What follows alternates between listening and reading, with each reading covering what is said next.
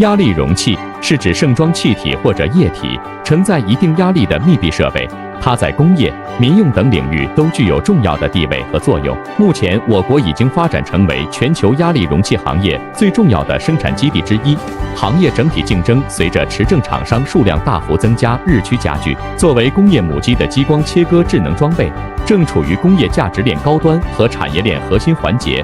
它以高速度、高精度、高效率的基因优势，精准助力压力容器设备制造商，运光聚力，与智协行。大族激光智能装备集团带你走进扬州压力容器制造工厂。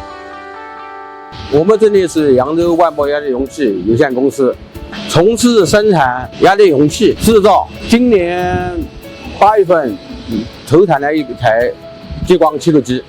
压力容器它的用处是由气体一能一爆一体压力容器是国家必须通过国家认证要有制造许可证。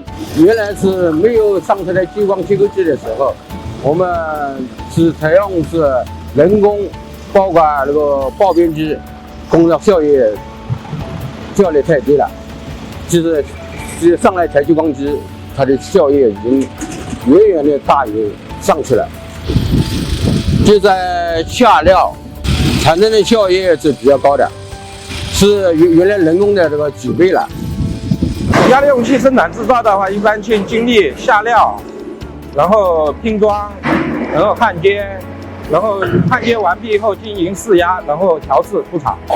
我们主要以白锈钢为主，一般厚度在30左右。切到白锈钢30厚的话，能达到1000直切，破口能达到800左右。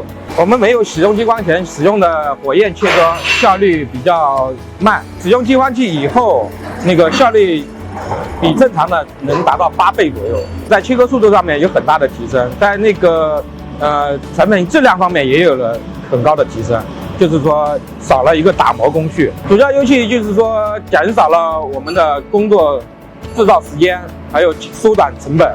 在生产方面，就是说下料方面提高了很大的效率。在切割过程中，一个就是破口成型，对我们焊接比较好。作为你们的公司越做越好，生意一个的工人越做得越大。